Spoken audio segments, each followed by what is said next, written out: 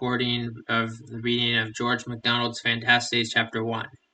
A spirit, the undulating woods and silent well, and rippling rivulet and evening gloom, now deepening the dark shades, her speech assuming, held commune with him as if he and it were all that was. Shelley's Alastor. I awoke one morning with the usual perplexity of mind which accompanies the return of consciousness.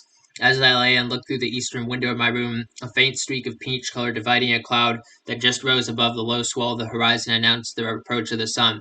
As my thoughts, which deep and apparently dreamless sleep had dissolved, began again to assume crystalline forms, the strange events of the foregoing night presented themselves anew to my wondering consciousness. The day before had been my 120th birthday. Among other ceremonies investing me with my legal rights, the keys of an old secretary, in which my father had kept his private papers, had been delivered up to me. As soon as I was left alone, I ordered lights in the chamber where the secretary stood, the first lights that had been there for many years, for since my father's death, the room had been left undisturbed. But as if the darkness had been too long an inmate to be easily expelled, and had dyed with blackness the walls to which bat-like it had clung, these tapers served but ill to light up the gloomy hangings, and seemed to throw yet darker shadows into the hollows of the deep cornice. All the further portion. What is a cornice?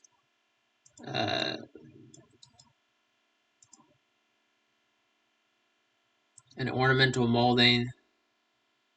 Okay, I don't want to get distracted. All the further portions of the room lay shrouded in a mystery whose deepest folds were gathered around the dark oak cabinet, which I now approached with a strange mingling of reverence and curiosity. Perhaps, like a geologist, I was about to turn up to the light some of the buried strata of the human world, with its fossil remains charred by passion and petrified by tears. Perhaps I was to learn how my father, whose personal history was unknown to me, had woven his web of story, how he found the world, and how the world had left him. Perhaps I was to find only the records of lands and monies, how gotten and how secured, coming down from strange men and through troublous times to me who knew little or nothing of them at all. To solve my speculations and dispel the awe which was fast gathering around me as if the dead were drawing near, I approached the secretary, and having found the key that fitted the upper portion, I opened it with some difficulty, drew near it a heavy high-backed chair, and sat down before a magnitude of little drawers and slides and pigeonholes. But the door of a little cupboard in the center especially attracted my interest, as if there lay the secret of this long-hidden world. Its key I found. One of the rusty hinges cracked and broke as I opened the door. It revealed a number of small pigeonholes.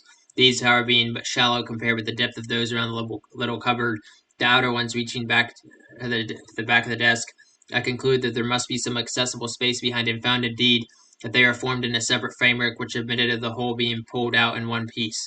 Behind, I found a sort of flexible portcullis of small bars of wood laid close together horizontally. After long search and trying many ways to move it, I discovered at last a scarcely projecting point of steel on one side.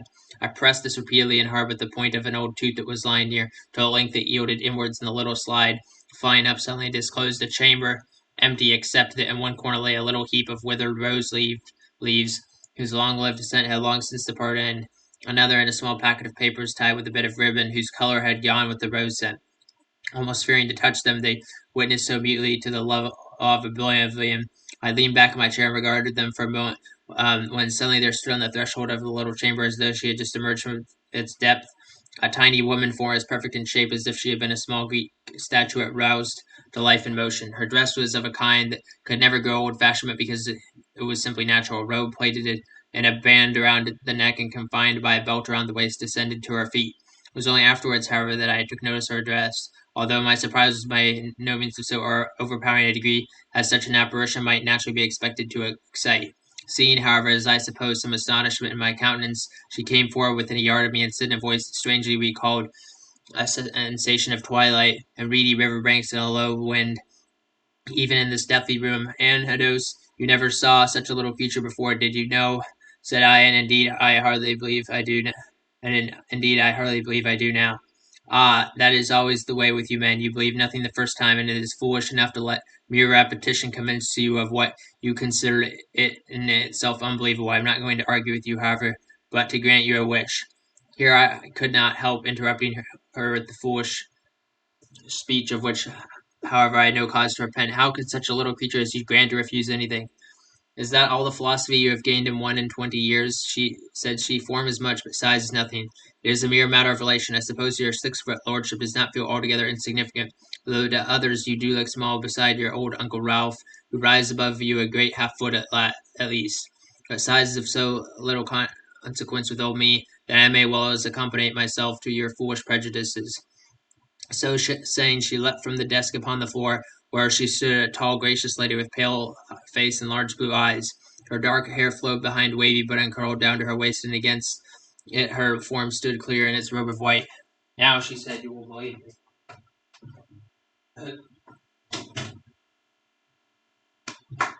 Overcome with the presence of a beauty which I could now perceive and drawn towards her by an attraction irresistible, um, as incomprehensible, I suppose, I stretched out my arms toward her, for she drew back a step or two and said, "Foolish boy, if you could touch me, I should hurt you. Besides, I was 237 years old last midsummer. Even a man must not fall in love with his grandmother, you know." "For you are not my grandmother," said I. "How do you know that?" she retorted. "I dare say you know something of your great grandfathers a good deal further back than that, but you know very little about your great grandmothers on either side. Now to the point. Your little sister was reading a fairy tale to you last night. She was. When she had finished, she said as she closed the book, "Is there a fairy country, brother?" You replied with a sigh, "I suppose there is, if one could find the way into it." "I did, but I meant something quite different from what you seem to think." "Never mind what I seem to think.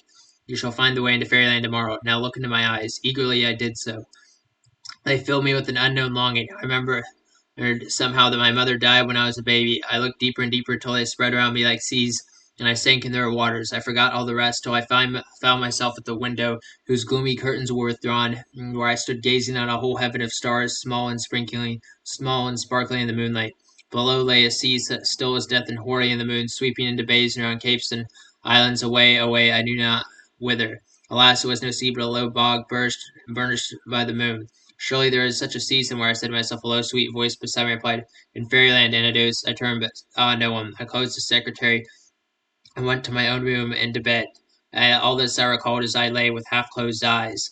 I was soon to find the truth of the lady's promise that this day I shall discover the road into fairyland. Chapter 2. Phantastes Chapter 2. Let me end the recording.